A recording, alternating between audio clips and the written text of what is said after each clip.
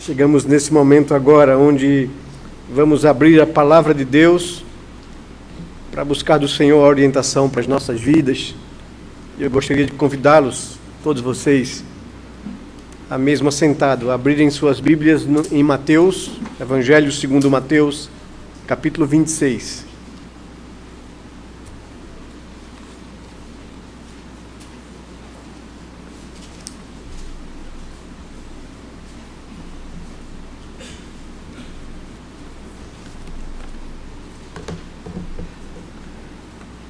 Hoje pela manhã tivemos uma palavra do Senhor vinda aos nossos corações, que nos falava da ressurreição de Jesus como um dos absolutos da nossa fé. E nós somos muito gratos a Deus por sua misericórdia, por seu amor, pela manifestação da sua graça em enviar o seu Filho, não somente para morrer na cruz em nosso lugar, mas para vencer a morte e nos dar a certeza da vida eterna. É essa a razão de estarmos aqui nessa noite, para cultuar a Deus, bendizer o seu nome e agradecer por sua misericórdia e por sua salvação em Cristo Jesus.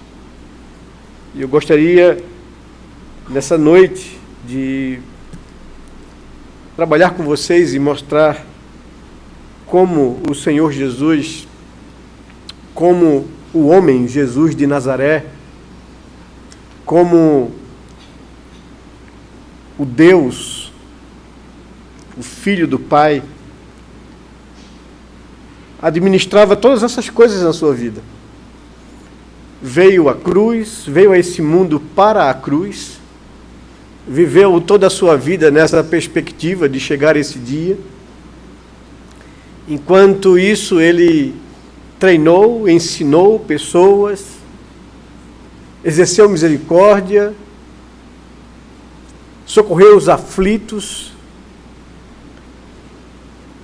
e preparou 12 homens para que esses pudessem, após a sua ressurreição, espalhar o Evangelho pelo mundo e treinar outras pessoas para continuarem fazendo discípulos. E esse Evangelho chegou até nós. Enquanto isso, ele administrava o seu difícil momento de encarar a morte, algo que lhe era tremendamente estranho e avesso, pois ele era a vida. No capítulo 26 de Mateus, o Senhor Jesus demonstra a sua preocupação nesses momentos finais, nesses dias finais que antecediam a cruz. Diz o verso 1 do capítulo 26, que tendo Jesus acabado todos esses ensinamentos, disse a seus discípulos: sabeis que daqui a 2 dias celebrar-se-á a Páscoa, e o Filho do Homem será entregue para ser crucificado. Então os principais sacerdotes e os anciãos do povo se reuniram no palácio do sumo sacerdote chamado Caifás e deliberaram prender Jesus à traição e matá-lo. Mas diziam: não durante a festa, para que não haja tumulto entre o povo. Ora, estando Jesus em Betânia, em casa de Simão, o leproso, aproximou-se dele uma mulher trazendo um vaso de alabastro cheio de precioso bálsamo, que ele derramou sobre a cabeça, estando ele à mesa. Vendo isto, indignaram-se os discípulos e disseram: para que este desperdício? Pois este perfume podia ser vendido por muito dinheiro e dar-se aos pobres. Mas Jesus, sabendo disso, disse-lhes: por que molestais esta mulher? Ela praticou boa ação para comigo. Porque os pobres sempre os tendes convosco, mas a mim nem sempre me tendes. Pois derramando este perfume sobre o meu corpo, ela o fez para o meu sepultamento. Em verdade vos digo, onde for pregado em todo o mundo este Evangelho, será também contado o que ela fez para a memória sua. Então um dos 12, chamado Judas Iscariotes, indo ter com os principais sacerdotes, propôs: que me quereis dar? E eu vou-lo entregarei. E pagaram-lhe 30 moedas de prata. E desse momento em diante, buscava ele uma boa ocasião para o entregar. No primeiro dia dos pães asmos, vieram os discípulos a Jesus e lhe perguntaram: onde queres que te façamos os preparativos para comeres a Páscoa? E ele lhes respondeu: ide à cidade ter com certo homem e dizei-lhe: o mestre manda dizer, o meu tempo está próximo. Em tua casa celebrarei a Páscoa com os meus discípulos. E eles fizeram como Jesus lhes ordenara e prepararam a Páscoa. Chegada a tarde, pôs-se ele à mesa com os 12 discípulos, e enquanto comiam, declarou Jesus: em verdade vos digo, que um dentre vós me trairá. E eles, muitíssimo contristados, começaram um por um a perguntar-se: porventura sou eu, Senhor? E ele respondeu: o que mete comigo a mão no prato, esse me trairá. O Filho do Homem vai, como está escrito a seu respeito. Mas ai daquele por intermédio de quem o Filho do Homem está sendo traído, melhor lhe fora não haver nascido. Então Judas, que o traía, perguntou: acaso sou eu, mestre? Respondeu-lhe Jesus: tu disseste. Enquanto comiam, tomou Jesus um pão e, abençoando-o, partiu e o deu aos discípulos, dizendo: tomai, comei, isso é o meu corpo. A seguir tomou um cálice e, tendo dado graças, o deu aos discípulos, dizendo: bebei dele todos, porque isto é o meu sangue, o sangue da nova aliança, derramado em favor de muitos para a remissão de pecados. E digo-vos que desta hora em diante não beberei deste fruto da videira até aquele dia em que o hei de beber novo convosco no reino de meu Pai. E tendo cantado o hino, saíram para o Monte das Oliveiras. Então Jesus lhes disse: esta noite todos vós vos escandalizareis comigo, porque está escrito: ferirei o pastor, e as ovelhas do rebanho ficarão dispersas. Mas depois da minha ressurreição, irei adiante de vós para a Galiléia.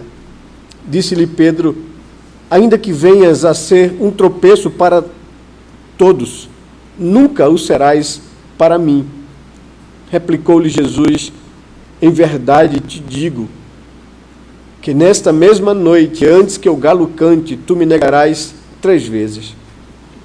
Disse-lhe Pedro: ainda que me seja necessário morrer contigo, de nenhum modo te negarei. E todos os discípulos disseram o mesmo.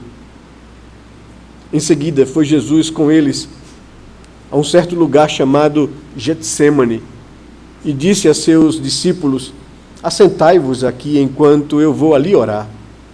E levando consigo a Pedro e a 2 dos filhos de Zebedeu, começou a entristecer-se e a angustiar-se. Então lhes disse: a minha alma está profundamente triste, até a morte. Ficai aqui e vigiai comigo. Adiantando-se um pouco, prostrou-se sobre o seu rosto, orando e dizendo: meu Pai, se possível, passa de mim este cálice, todavia não seja como eu quero, e sim como tu queres. E voltando para os discípulos, achou-os dormindo, e disse a Pedro: então nem uma hora pudeste vós vigiar comigo? Vigiai e orai para que não entreis em tentação. O espírito, na verdade, está pronto, mas a carne é fraca. Tornando-se a retirar-se, orou de novo, dizendo: meu Pai, se não é possível passar de mim este cálice sem que eu beba, faça-se a tua vontade. E voltando-se, achou-os outra vez dormindo, porque os seus olhos estavam pesados. Deixando-os novamente, foi orar pela 3ª vez, repetindo as mesmas palavras. Então voltou para os discípulos e lhes disse: ainda dormis e repousais? Eis que é chegada a hora, e o Filho do Homem está sendo entregue nas mãos de pecadores. Levantai-vos, vamos, eis que o traidor se aproxima. Até aí, meus irmãos. Pai bendito, nós buscamos a Tua presença nesse momento agora, no desejo de nossos corações de ouvir a Tua voz. Tu conheces as nossas vidas, as nossas necessidades, as nossas lutas, os nossos próprios pecados. Tu conheces o nosso estado espiritual. Vem, Senhor Deus, e fala aos nossos corações. Abre os nossos olhos, abre o entendimento da nossa alma para compreendermos a Tua vontade. Glorifica o Teu nome em nossas vidas nessa noite, Senhor. Manifesta a Tua glória no meio do Teu povo, para que saiamos daqui, Senhor Deus, transformados pelo Senhor, pelo Teu Espírito, para que saiamos daqui renovados em nossa mente, em nosso coração, desejosos de poder viver a nossa vida para o Senhor, para o Teu reino e para a Tua glória. Tenha compaixão das nossas vidas, lava-nos com o sangue de Jesus, para que não haja qualquer impedimento para ouvirmos a voz do Senhor nessa noite. É o que nós te pedimos em oração, em nome de Jesus, Pai. Amém, Senhor Deus. Amém, Pai querido, amém. Todos os 4 evangelhos tratam desse episódio. A soma, a leitura desses 4 evangelhos nos trazem uma compreensão completa do que está acontecendo. Por exemplo, quando Jesus manifesta aos seus discípulos aqui no texto que um dentre eles iria traí-lo, a versão atualizada diz que eles começaram a perguntar a Jesus com muita tristeza no coração: porventura sou eu, Senhor? Quando você vai observar a opção da tradução NVI, você vai encontrar um outro sentido, inclusive, dizendo: ainda esta noite todos me abandonarão. E eles respondem para Jesus: com certeza não eu, Senhor. Veja como fica diferente, né? Na tradução da linguagem contemporânea, reforça a mesma tradução, ou a mesma opção de tradução da NVI, quando diz: eu não, Senhor. Então eles negam, ao invés de perguntarem. Por que isso? Os outros textos de Lucas, Marcos e Mateus são parecidos na sua tradução. Lucas e João nos aponta para o fato de que eles não estão perguntando a Jesus se eles iriam traí-los, mas eles estão perguntando entre si quem iria traí-los. Então, quando nós olhamos os 4 evangelhos, entendemos, né, que houve uma certa evolução.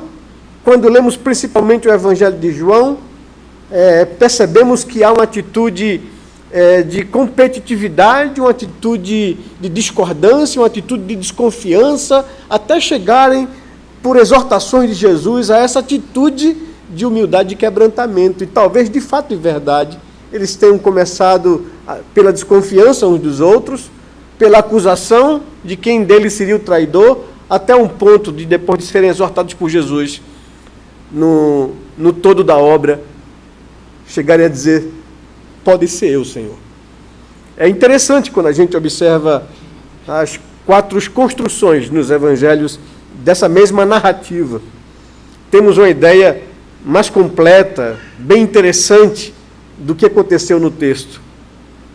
Eu gostaria, então, de chamar a atenção para que nós pudéssemos, nessa noite, ter ou trabalhar o tema: as reações humanas diante da exposição de suas fraquezas.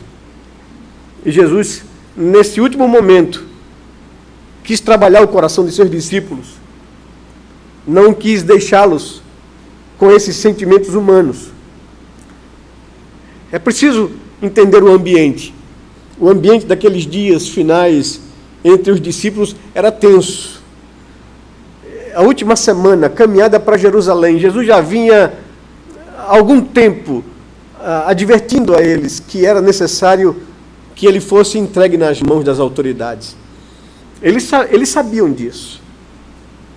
O contexto dos dias anteriores à sua morte e crucificação nos informa que, primeiro, Jesus vinha advertindo aos seus discípulos da proximidade do seu martírio.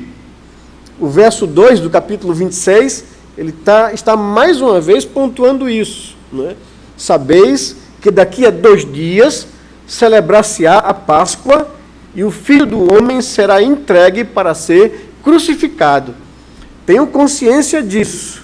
Não é? Só faltam 2 dias para isso acontecer. Era um ambiente tenso, de tristeza e de pesar. Ainda o texto nos mostra que os sacerdotes e os líderes religiosos de Israel planejavam prender Jesus e matá-lo. O verso 3 ao verso 5, o texto pontua isso. Então, os principais sacerdotes e os anciãos do povo se reuniram no palácio do sumo sacerdote Caifás e deliberavam prender Jesus à traição e matá-lo. Mas diziam, não durante a festa, para que não haja tumulto entre o povo. Jesus entrava em Jerusalém, ministrava às pessoas naquela última semana, saía de Jerusalém, ia para o jardim do Getsemane e lá dormia com seus discípulos. Mas também, nesse momento, ele saiu de Jerusalém e a 3 quilômetros foi a um vilarejo, para a casa de pessoas amigas, lá em Betânia. E Jesus esteve em Betânia, a 3 quilômetros de Jerusalém, em casa de amigos. E ali ele foi ungido por uma mulher, diz Mateus. Marcos diz que essa mulher gastou um bálsamo precioso de nardo puro, que fora avaliado por 300 denários. Um denário era uma moeda de prata que era a paga de um dia de trabalho de um trabalhador braçal. 300 denários era quase a soma de um ano de trabalho. João diz que foi Maria, irmã de Marta e de Lázaro, que parece ter juntado todas as suas reservas para comprar esse bálsamo e preparar o corpo de Jesus no seu sepultamento. Porque assim que era o costume judeu. João aponta para esse fato, que essa mulher foi Maria.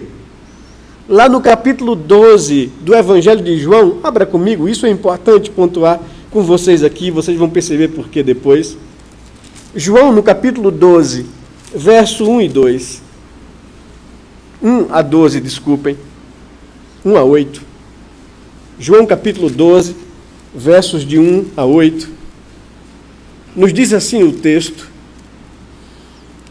que 6 dias antes da Páscoa foi Jesus para Betânia, onde estava Lázaro, a quem ele ressuscitara dentre os mortos.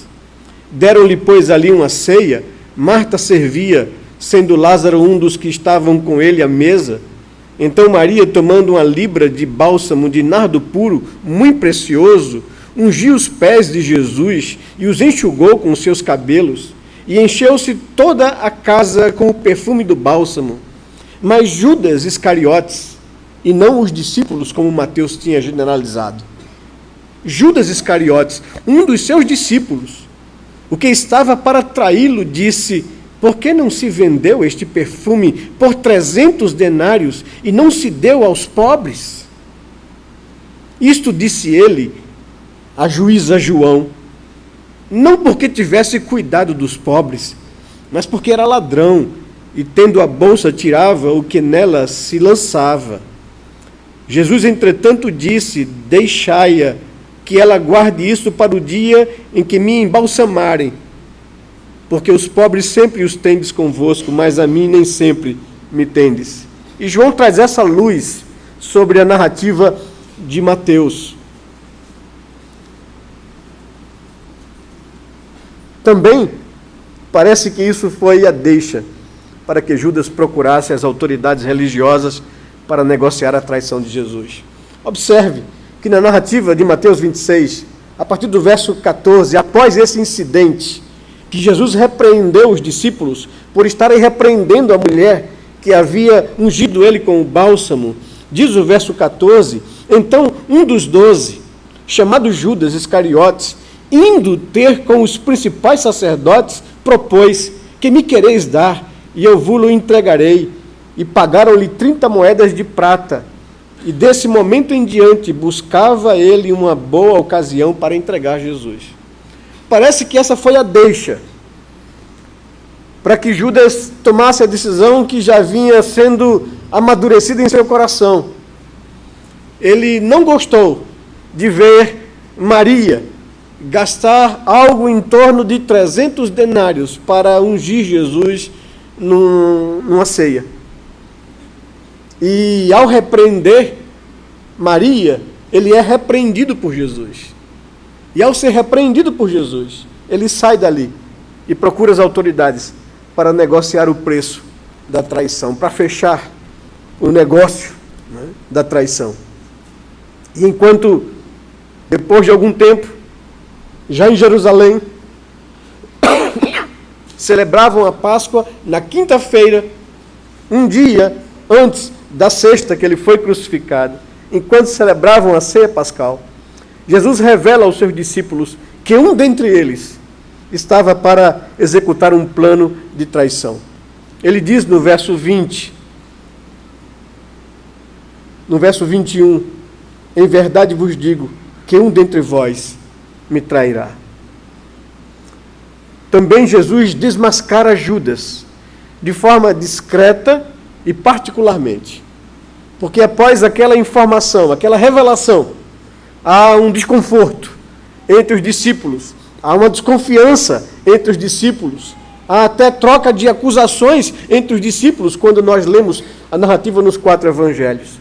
Alguém até, Pedro, tenta usar João para pressionar Jesus, para dizer quem é dentre eles. Mas o Senhor não faz isso publicamente, não expõe Judas publicamente, mas o encara particularmente e o desmascara de forma discreta e particular. Ele deixa claro que conhece os corações e o caráter dos homens. A farsa está às claras. Quando Judas pergunta ao Senhor: acaso sou eu? A resposta de Jesus é sim. Você sabe que é você. Ninguém se esconde diante do Senhor. Jesus deixa isso claro. Em todas as narrativas dos evangelhos, Judas já havia fechado um acordo de traição premiada, né? Usando a expressão de hoje. E curioso é o preço: 30 moedas de prata. E aqui eu tenho que parar para fazer uma comparação. Enquanto tem uma mulher, Maria, que usa toda a sua reserva do trabalho de um ano para comprar um vidro de alabastro de um nardo puro para ungir Jesus em sua morte, Judas troca o Senhor por um mês de trabalho, por 30 moedas, enquanto ela deu 300 moedas para adorar e servir o Senhor. E daí você consegue perceber os valores de um para com o outro.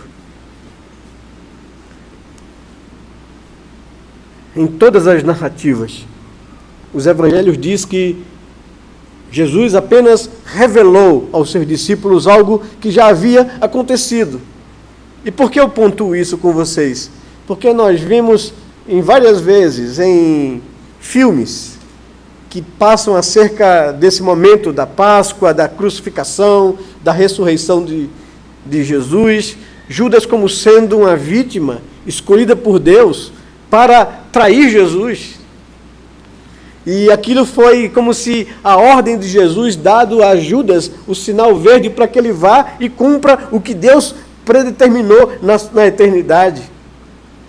O que é, por si só um absurdo. Jesus não está dando a Judas carta verde. Jesus está denunciando a Judas diante dele mesmo. Judas, eu sei o que você anda fazendo. Eu sei o acordo que você fechou. Ele está revelando isso. Mas mesmo assim, não expõe Judas publicamente. Jesus só estava deixando claro para Judas e para os demais que ele conhece os corações e que ninguém o engana.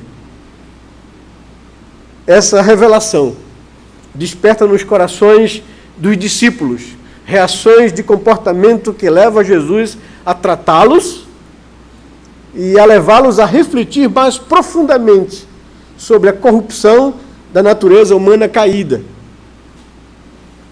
Quando Jesus faz uma outra revelação, para que eles não achem que se não sou eu a pessoa que estou traindo o Senhor, então eu sou justo. E o Senhor diz no verso 31 de Mateus 26, todos vocês, ainda hoje, vão me abandonar.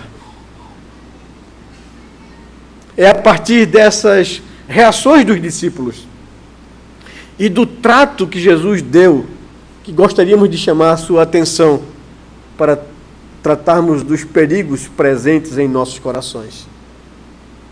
Gostaríamos de desafiá-los a colocar o seu coração nas mãos do Espírito do Senhor e pedir que Ele nos sonde e nos conheça e veja se há em nós algum caminho mau e que nos guie por caminhos eternos. Vejamos, pois, meus irmãos, as reações do coração humano diante da exposição de suas fraquezas. Mas lembre, 300 moedas de prata que Maria gastou para adorar a Jesus e as 30 moedas de prata que Judas negociou para entregar Jesus. Eu gostaria então de começar com vocês observando as 3 afirmações feitas por Jesus nesse texto aos seus discípulos. A primeira afirmação é: o Filho do Homem será entregue nas mãos das autoridades para ser crucificado. Será entregue pelo desígnio do Pai. Essa é a afirmação, a construção completa de Jesus. Faltam 2 dias para a Páscoa. E o Filho do Homem será entregue pelos eternos desígnios de Deus nas mãos das autoridades para ser crucificado. Eu vim para isso. Assumir forma humana para isso. Vim aqui cumprir um propósito de Deus Pai para redimir e salvar o homem. Chegou a hora de eu cumprir aquilo pelo qual eu fui enviado. É isso que ele está declarando para os seus discípulos. Isso não era novidade. Ele já vinha preparando o coração deles para essa dura realidade. Lá em Mateus capítulo 20, um texto bem atrás desse que nós estamos tendo como base, no verso 18, Jesus já diz aos discípulos de forma muito clara: eis que subimos para Jerusalém, e o Filho do Homem será entregue aos principais sacerdotes e aos escribas.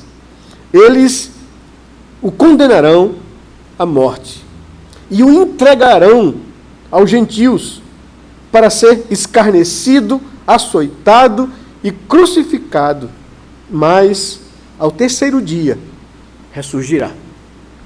Então, essa afirmação é só para lembrá-los, só para preparar o coração deles para esse momento triste, doloroso, de separação e de perda da companhia do seu Senhor. Chegou a hora, é isso que ele está dizendo.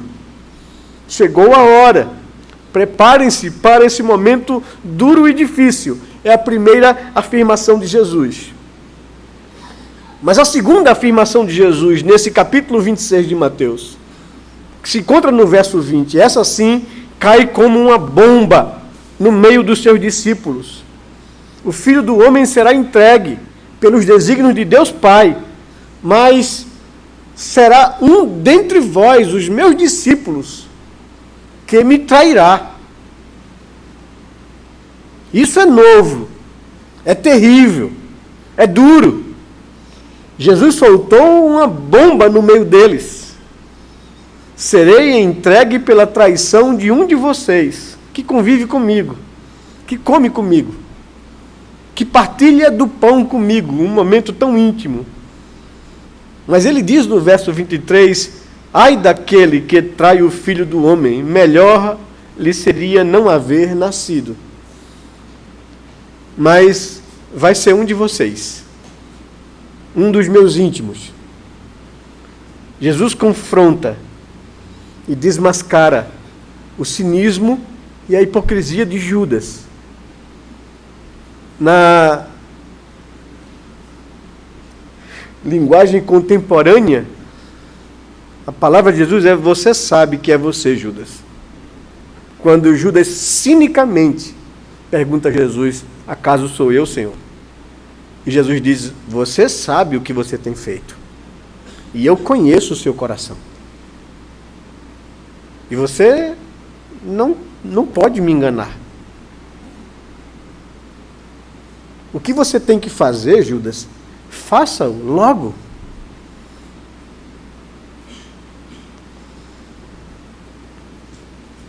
Essa é a segunda afirmação, ou a revelação de Jesus. Mas há uma terceira revelação que vocês já observaram no texto. Ainda esta noite, todos vocês me abandonarão. O Senhor também revela que os demais devem saber que a natureza caída deles é ingrata, é egoísta, é incapaz de amar com o amor com que são amados por Ele. Todos vocês vão fugir, todos vocês vão se acovardar, todos vocês vão abandonar e me deixar só. É isso que Ele está declarando para os seus discípulos. Vocês me negam ou me negarão diante dos homens. Aqueles que não desejam sofrer, que procuram Jesus só para receber o benefício, aquele que não dispõe a pagar o preço, né? Esses são aqueles que abandonarão na hora da dificuldade. Como bem ilustrou aqui o presbítero Josimar, quando falava desse posto, dessa mensagem que ele recebeu, né, de uma propaganda chamando as pessoas para serem ricos. Quem quer ser rico, venha. Não foi isso que o Senhor prometeu. O Senhor disse que quem quer vir após mim, negue-se, negue a natureza egoísta, pecaminosa, independente, autônoma, em rebelião contra Deus, e assuma o sofrimento, porque se perseguiram a mim, perseguirão a vocês também. Assumam a cruz. Quem não estiver disposto ao sofrimento corre o risco de abandonar o Senhor. E o Senhor disse isso aos seus discípulos exatamente para que eles tomassem consciência, ou não se vangloriassem, ou não justificassem a sua natureza em detrimento do pecado do traidor. Porque quando ele fez a primeira revelação bombástica, dizendo que um dentre vocês vai me entregar, vai me trair, vai me vender às autoridades, gerou-se no meio dos discípulos sentimentos os mais reprováveis possíveis. E é o segundo ponto que eu gostaria de chamar a sua atenção, para observarmos as etapas de espiritualidade nas reações dos discípulos, da infantilidade espiritual, maturidade espiritual. E o Senhor usa aquilo para trabalhar os seus discípulos. A primeira coisa que brota no coração deles ao receber essa notícia de que um dentre eles irá trair o Senhor é desconfiança. Desconfiança, discórdia e acusações. João, no seu evangelho, nos diz que olhavam uns para os outros, procurando saber a quem ele se referia.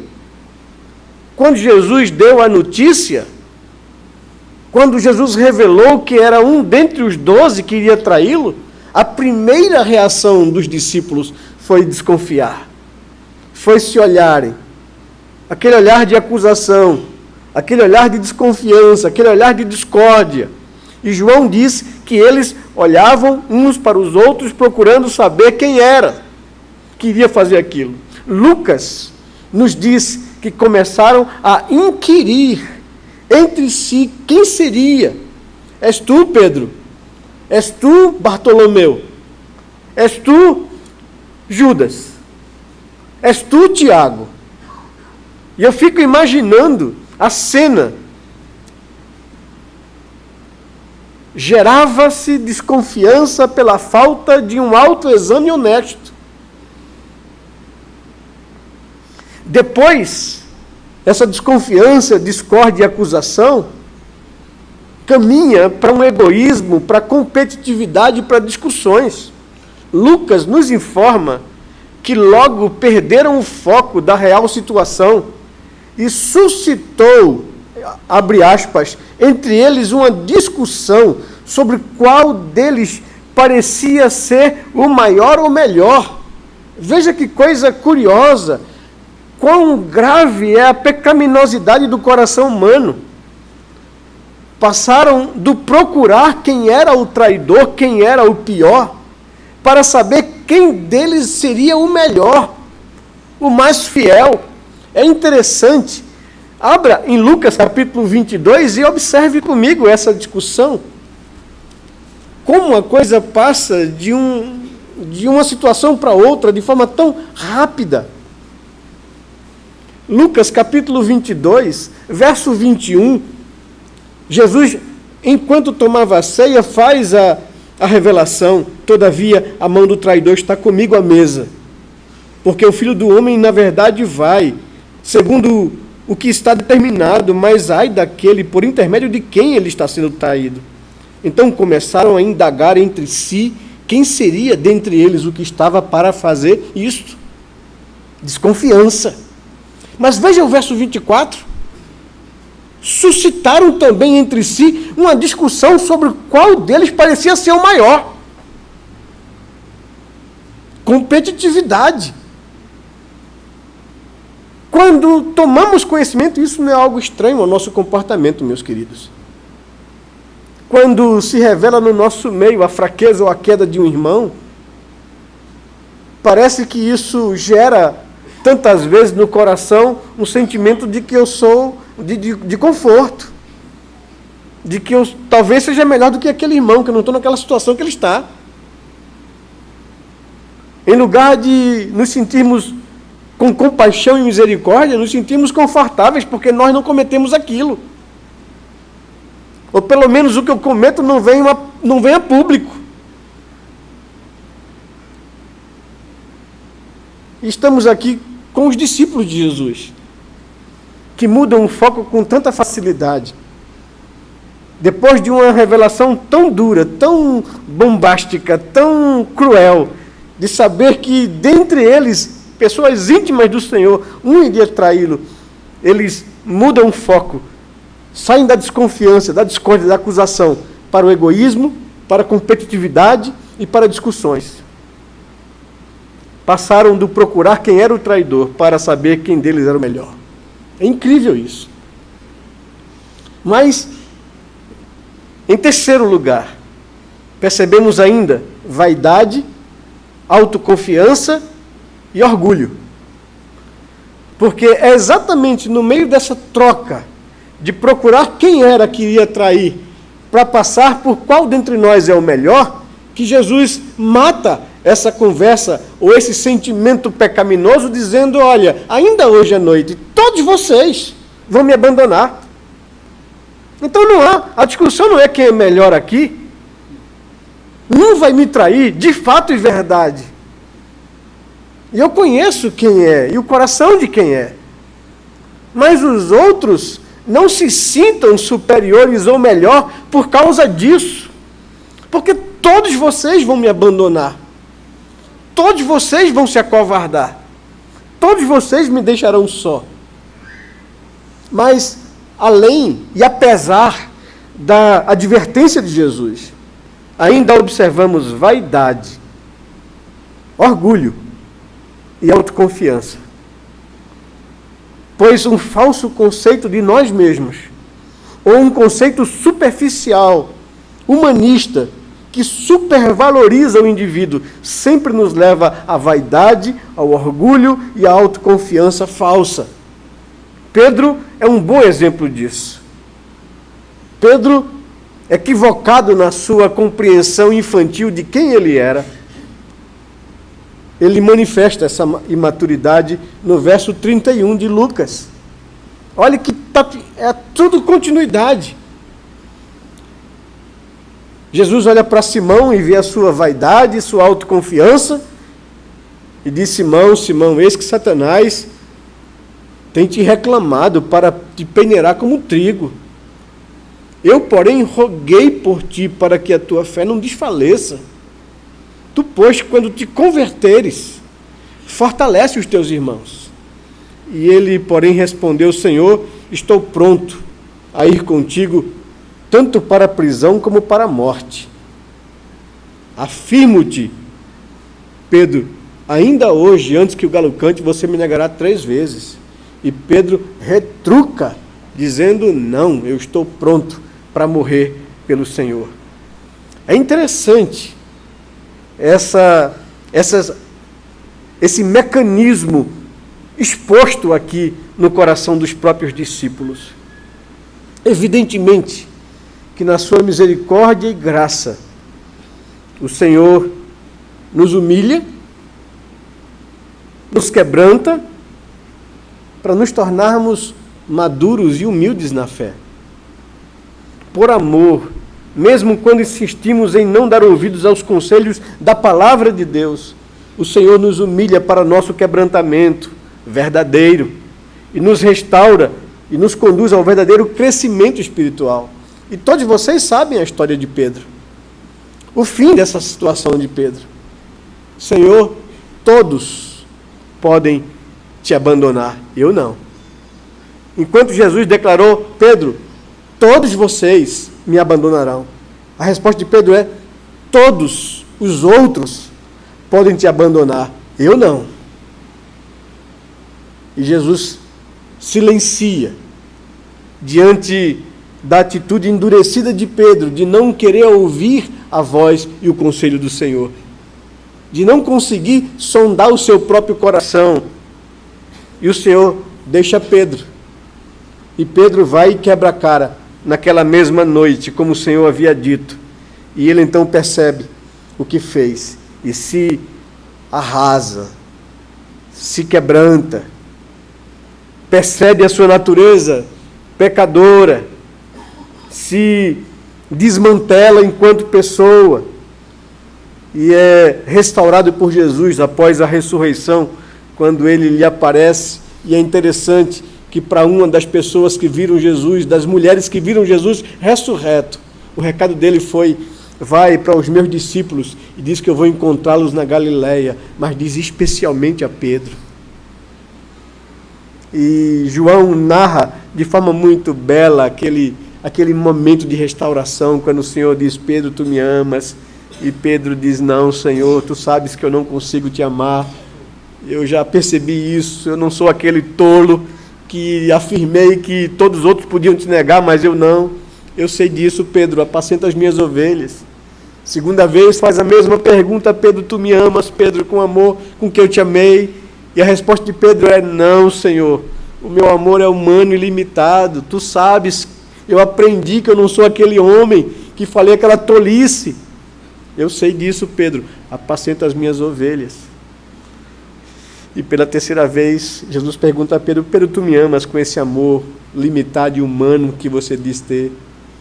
E Pedro fica triste e nem ousa responder afirmativamente, só diz: Senhor, tu conheces todas as coisas. E é aí que a gente vê um Pedro modificado, um Pedro humilhado, um Pedro quebrantado, um Pedro amadurecido, né, nas mãos do Senhor. E é esse homem quebrantado, amadurecido, que é usado pelo Senhor na inauguração da igreja, quando o Senhor derrama o Espírito sobre aqueles que creram, e ele prega, tem o privilégio de pregar aquele sermão, e 3.000 pessoas são trazidas aos pés de Jesus pela instrumentalidade de um homem que aprendeu que não é a vaidade do homem, não é a autoconfiança do homem, não é o orgulho do homem que leva ele a ser alguma coisa diante de Deus, mas sim o sentimento de que ele é nada, de que a natureza humana é corrupta, é caída e que nós não podemos confiar nela. O que podemos aplicar para as nossas vidas, irmãos, diante das afirmações de Jesus e diante das reações de um coração caído, como os discípulos? A primeira coisa que eu gostaria de destacar é que, a semelhança daqueles discípulos, ficamos entristecidos, chocados e confusos quando nossas vulnerabilidades são expostas. Nos sentimos envergonhados e reagimos de formas inadequadas muitas vezes. A semelhança deles, procuramos nos justificar, desconfiar dos outros, acusá-los. A semelhança deles, é preciso aprender que a nossa natureza caída é corrupta.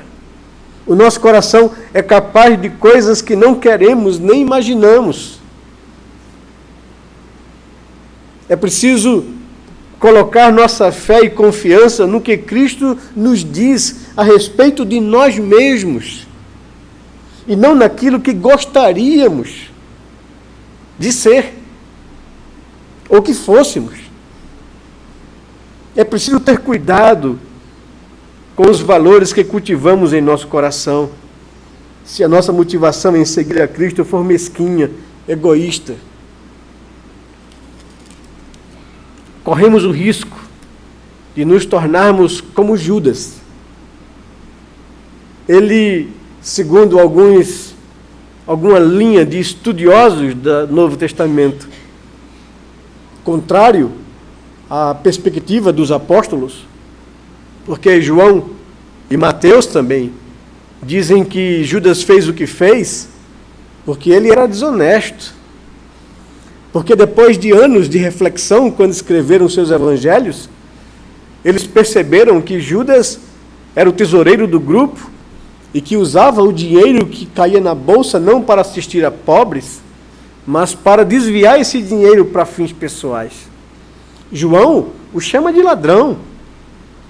Que ele questionou a Maria quando gastou os 300 denários na compra daquele bálsamo precioso para o sepultamento de Jesus, e ele reprova aquela mulher porque aquele dinheiro poderia ser investido com os pobres. Ele diz que não era de pobres que ele se preocupava. Ele se questionou Maria, e foi repreendido por Jesus porque as suas motivações eram pessoais. Ele era ladrão, ele lançava a mão na bolsa. Mas alguns estudiosos vão dizer, não, Judas era um Iscariotes. E o Iscariotes era um segmento político, religioso, radical no meio do povo de Israel, que apregoava a luta armada contra o domínio romano.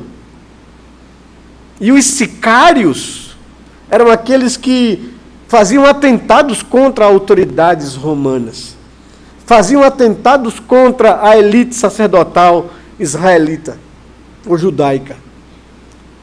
Então, ele fora chamado por Jesus para fazer parte dos 12. Assim como um republicano de direita, Levi ou Mateus, foi chamado também. Assim como um Simão Zelote, de um outro partido, também radical, foi chamado para fazer parte dos 12. Aí diziam que Judas era então um sicário e que viu em Jesus uma pessoa que poderia, de fato e verdade, assumir o comando da luta contra o poder romano, e quando Jesus abriu mão disso, dizendo que o reino dele não era desse mundo, que ele não veio para nenhuma batalha militar, que ele veio resgatar, ser um homem da escravidão do pecado e da condenação, ele se decepcionou com Jesus e foi então negociar um preço, dizia alguns, para que ele pudesse, Jesus, reagir e fazer uma revolução. Mas isso é improvável, biblicamente falando. Mas o que pontua aqui é que eu preciso sondar o meu coração. Porque se Judas estava seguindo Jesus por outra motivação que não que Jesus era, isso causou nele decepção e então ele optou para outro caminho. Se eu estou seguindo Jesus por aquilo que ele pode me proporcionar, riqueza, ou bem-estar material, ou livramento de problemas e de surpresas na vida, e se isso não acontece, porque ele não promete nada disso, eu vou me decepcionar com o Senhor Jesus e vou me desviar dos seus caminhos. Mas Jesus conhece os corações e ninguém o engana. É preciso reconhecer nossa incapacidade humana para fazer morrer essa autoconfiança idólatra que carregamos em nós mesmos, que gera um falso conceito de justiça, que gera orgulho e vaidade espiritual, que nos afasta definitivamente de Deus e daquilo que Ele quer para as nossas vidas. Jesus é aquele que pode transformar nossa infantilidade espiritual e em maturidade cristã agradável a Deus e útil ao serviço do reino. Devemos nos humilhar diante dele, quebrantar nossos corações e reconhecer nossa completa necessidade de sua graça para vivermos a vida que ele espera que nós vivamos. Nesse momento, quando nos aproximamos da mesa do Senhor, eu gostaria que a gente pudesse se tomar desses sentimentos. Irmãos, que não haja em nós o sentimento que houve no coração dos discípulos, ou que nós nos coloquemos diante de Deus para que Ele trabalhe isso em nossos corações. Não devemos viver em desconfiança uns com os outros, procurando culpados para os nossos fracassos coletivos. Não devemos desviar os nossos focos para competir uns com os outros e disputarmos quem de nós serve melhor, é mais fiel no reino de Deus. Não há espaço para isso no corpo de Cristo. Que não haja entre nós orgulho espiritual, vaidades espirituais, autoconfiança em nós mesmos, para que não sejamos humilhados ou decepcionados como Pedro foi ao encarar quem ele era. Que o Senhor coloque nos nossos corações quebrantados e humildes diante do Senhor, sabendo que é só pela sua graça que podemos servir ao Senhor. E eu termino perguntando a você, diante das reações dos discípulos de Jesus, onde você se encontra diante do que vimos? Será que você é um daqueles que vivem com desconfiança dos seus irmãos? Será que você é um daqueles que vivem competindo espaços na igreja, ou atenção, ou reconhecimento? Será que somos daqueles que estribamos a nossa confiança na nossa força, na força do nosso braço, na nossa inteligência?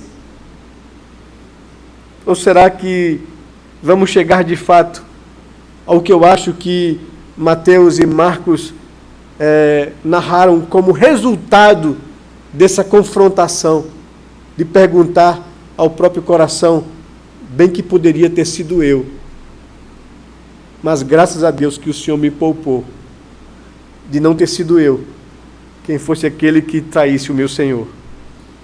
Que Deus possa colocar esse sentimento no nosso coração, que a gente possa se colocar diante do Senhor, aos seus pés, para agradecer e pedir a Ele, nos mantenha em pé, Senhor.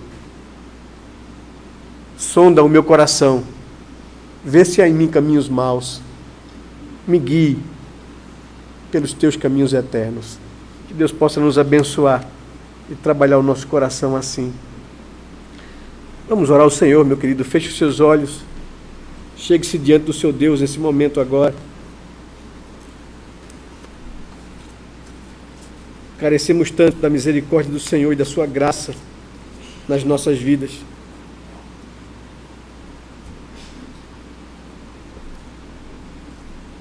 Coloque o seu coração diante do Senhor nesse momento agora.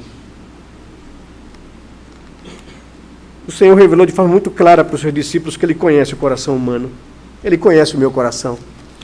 Ele conhece o seu coração. Ele sabe daquilo que nós precisamos diante do Senhor.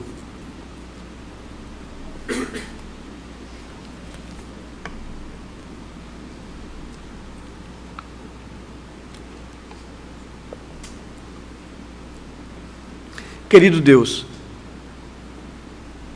nós nos colocamos diante do Senhor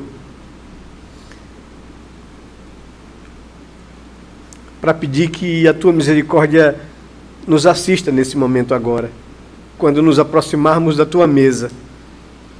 Senhor, nos faça nos aproximar de forma digna da mesa do Senhor. Sabemos que não há em nós dignidade, senão vindo da cruz de Cristo Jesus, o nosso amado Redentor.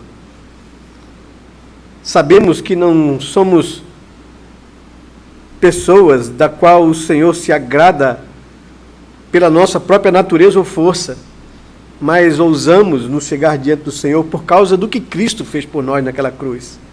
A nossa confiança está no nosso Redentor, que nos amou e deu a sua vida de forma tão dura e sacrificial naquela cruz. Nós agradecemos ao Senhor por isso. Nós não queremos, Senhor, que o nosso coração nos engane. Nós não queremos alimentar sentimentos ou conceitos superficiais acerca da nossa natureza, pois sabemos que ela é caída, corrompida. Sabemos que o nosso coração é corrupto e demasiadamente perverso, pois isso afirma a Tua palavra. Venha, Senhor, e transforme a cada dia o nosso coração. Venha, Senhor Deus, e coloque a cada dia em nós um sentimento de poder viver pelo que o Senhor nos afirma em Tua palavra e não pelos nossos sentimentos, porque eles podem nos trair, como traiu tantas vezes homens de Deus que andaram juntos do Senhor. Tenha misericórdia da minha vida e da vida de cada um dos meus irmãos aqui presentes, ó Senhor. Ministre graça a cada coração nessa noite e faz com que nos aproximemos do Senhor, limpos pelo sangue de Jesus, lavados pelo sangue do Cordeiro, quebrantados e humildes, sabendo que só somos aceitos pelo Pai por causa dos méritos do nosso amado Redentor. Abençoa o Teu povo e renova os corações aqui presentes nessa noite. E se há alguém aqui, Senhor Deus, que ainda não conhece a graça que provém da cruz de Cristo Jesus, que ainda não foi transformado pelo Teu Espírito, que o Senhor opere nesse coração, Senhor, para que ele experimente a paz com o Senhor, experimente a vida que o Senhor provê a todo aquele que crê na exclusividade da suficiência da cruz de Cristo. Nós oramos ao Senhor com o coração agradecido, em nome e no amor de Jesus, Pai. Amém, Senhor Deus, amém. Que o Senhor nos abençoe, que o Senhor nos prepare para esse momento da ceia do Senhor.